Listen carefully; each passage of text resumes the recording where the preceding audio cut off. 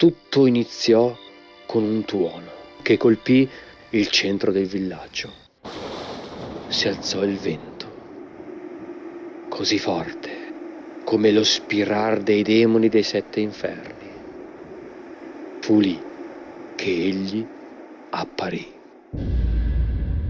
Nero come l'oscurità, possente come le montagne e terribile come le folgori che stava evocando, quella figura disumana che quasi in questo spazio di tempo non riusciva a star d'assieme, come un turbine di morte passò in mezzo alle case, mentre le urla degli uomini, delle donne, si innalzavano al cielo come in una muta preghiera verso benevoli dei che non rispondevano.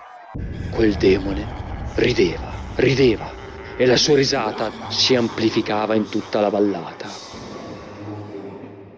Quando tutto fu fumo, ossa bruciate, pietre distrutte, il demone guardò soddisfatto un trionfo, un inizio, la morte.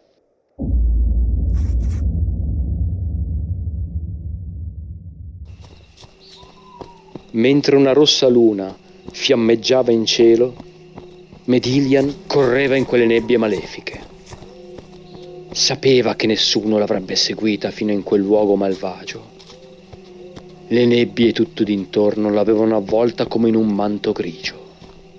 Il silenzio era rotto soltanto dallo scalpiccio dei suoi piedi che mano a mano, mentre percorrevano quelle buie strade, incontravano le acque malefiche di quel luogo consacrato. I suoi giovani occhi, neri come la notte che la circondava, si guardavano d'intorno, ma non erano pieni di paura, no, erano pieni di aspettative. I suoi lunghi capelli le scendevano sulle esili spalle e sulle braccia, segnate da 1000 e 1000 cicatrici con le quali precedentemente aveva fatto offerte agli dei oscuri attraverso la magia che con 1000 fatiche aveva imparato. Era stata venduta più volte era stata abusata, fino a quando un giorno non incontrò quel vecchio, sì, quel vecchio, che in cambio di lascive carezze le fornì quel libro e la capacità di capirne e trarne gli arcani segreti. Quel vecchio che notte dopo notte le insegnò parole che nessuna lingua umana e nessun orecchio umano avrebbe mai dovuto né pronunciare né udire.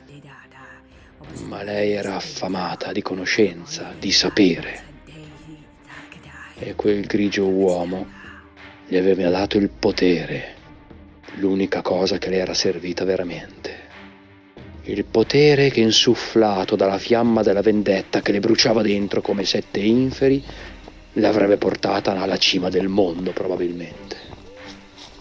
Ma ora, abusata per l'ultima volta, sanguinante per un'ultima volta, correva dentro quelle nebbie, avvicinandosi a quel colle malevolo e maledetto.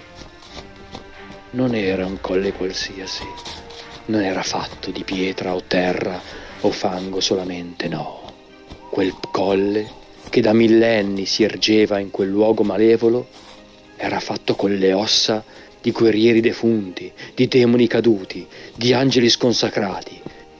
Mentre strane stelle bruciavano nel cielo come antichi occhi di demoni o guerrieri perduti, giunse in cima di quell'empio colle. Si guardò attorno, trovò ciò che stava cercando. Vide quell'altare che era ciò che rimaneva di quell'antico castello, pietre sconsacrate. I suoi piedi già sanguinavano per lo sforzo fatto per la lunga camminata durante la notte.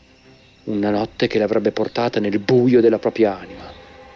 Quella splendida ma rovinata creatura che era Medilian si avvicinò all'altare, estrasse il libro, lo pose al centro di quell'orribile ara, estrasse con un solo rapido movimento il pugnale, si inferse sulle braccia le ferite necessarie, sul ventre, sui seni, sul volto.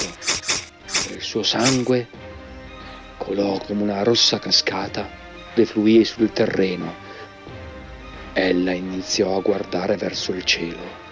Si inginocchiò d'un colpo, aprì le braccia, iniziò a cantare in una lingua così terrificante che nessun presente, nessun mortale avrebbe potuto sopportare. Sidftiar tandum zar sakti fert ikten untar ingde dichti bar megdiar ftenak du estarien zar.